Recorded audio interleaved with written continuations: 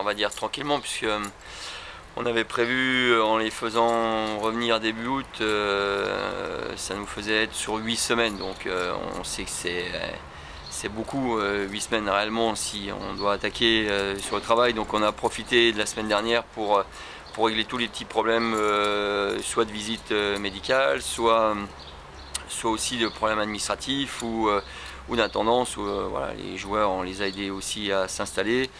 Donc voilà, on a quand même été sur le terrain, même un peu sur piste, et on les a fait courir, mais on en a profité par rapport aux 8 semaines pour monter, on va dire, crescendo. Donc on attaque la deuxième semaine, donc on va aller un peu plus loin dans le programme, et voilà, on met des petites choses en place.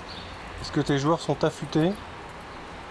Ouais, on est agréablement surpris parce que ce qu'on a à un moment donné un petit peu envoyé il y a eu aussi des petits tests faits par Michael Dehaye qui fait aussi préparateur physique. Donc il y a eu quelques tests qui ont été faits pour voir quel était leur niveau de fraîcheur et de capacité, on va dire, physique. Et c'était plutôt une bonne surprise. Donc les joueurs sont aussi préparés en pré-saison, donc à l'approche du mois d'août.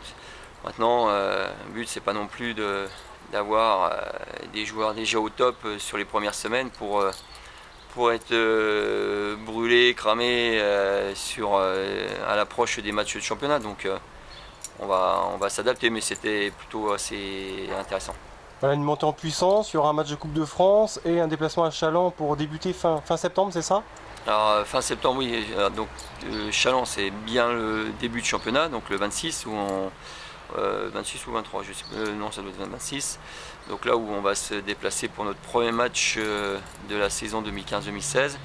Et puis entre-temps, il y a ce fameux match de Coupe de France. Donc on le voit comme un match forcément officiel, mais je pense comme beaucoup d'équipes, en plus à la date où c'est émis, c'est quand même, ça tombe le 11 septembre. Il y a certaines équipes qui ont repris que depuis à peine un mois. Donc à mon avis, il y a quand même un paquet d'équipes qui vont s'en servir comme un simple match amical. Et moi, voilà, je m'en servirai des deux, en sachant que pour des réflexions aussi financières, quand on reçoit des équipes Pro B ou Pro A qui viendraient à se déplacer de loin, on doit assumer tous les frais d'hébergement. À un moment donné, je suis pas sûr qu'il y ait un gros intérêt pour beaucoup d'équipes, que ce soit des équipes de National 1 voire de Pro B, hormis si on arrive à accrocher une finale, mais c'est pas donné pour tout le monde et chaque année.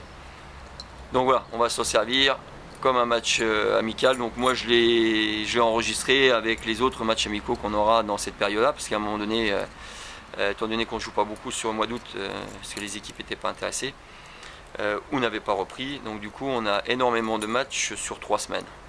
Voilà. Challans, vous rentrez directement dans le vif du sujet. Comment tu as pris la nouvelle de démarrer là-haut? Ça me dérange pas trop.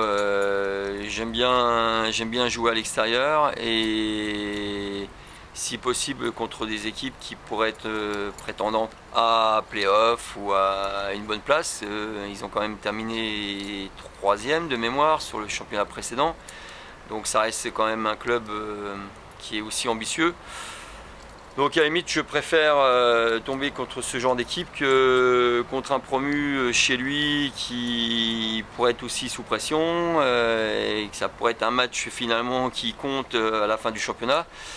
Donc voilà, ça va nous permettre aussi de nous préparer différemment. Il y aura un peu plus de pression sur une équipe comme Chaland, donc c'est quelque part un peu mieux.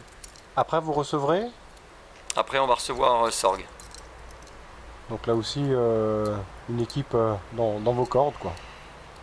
Oui, par rapport à ce qu'on entend dire, ça s'est construit un peu sur le tard, avec des réflexions aussi financières. Il y avait un groupement de clubs et ça s'est pas passé super bien. Ils ont rechangé de nom et je ne sais pas si ça n'a pas bougé au niveau des dirigeants.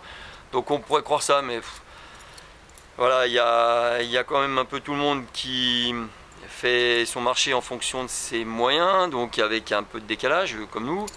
Et, euh, et ça ne veut pas dire qu'ils ne seront pas compétitifs et que ça sera pas une équipe, que ça sera une équipe à prendre à la légère. Je pense que dans ce championnat, qui va être quand même assez relevé et homogène. Pas forcément, ce que je disais, plus fort techniquement que les saisons ou la saison dernière, mais ça restera toujours un championnat U20. De toute façon, la Nationale 1 est un championnat quand même particulier, donc ça je crois que d'année en année ça ne changera pas. Et donc voilà, on verra maintenant pour une équipe qui veut aussi essayer de se maintenir et puis créer éventuellement une surprise comme on avait pu le faire la saison dernière. Le début de championnat peut être important. Donc à nous de prendre les adversaires les uns après les autres et puis d'arriver à faire le meilleur début de championnat que l'on puisse. Sachant que voilà, ça peut arriver aussi de se retrouver en difficulté. On a eu l'exemple avec des équipes comme Mulhouse l'année dernière. Voilà, on verra. Donc je me suis pas encore trop focalisé sur les adversaires. Il te manque toujours tes 2 intérieurs, Laurent? Ouais, enfin 2 si possible. Parce que comme ça étofferait quand même le groupe à 11 et ça nous protégerait des blessures et ça nous permettrait de travailler différemment. Mais voilà, pour des raisons de budget ou d'opportunité, si on doit s'arrêter à un intérieur, on s'arrêtera à un intérieur. C'est pour ça que on pourrait dire à ce ci il nous manque un poste 5. Voilà.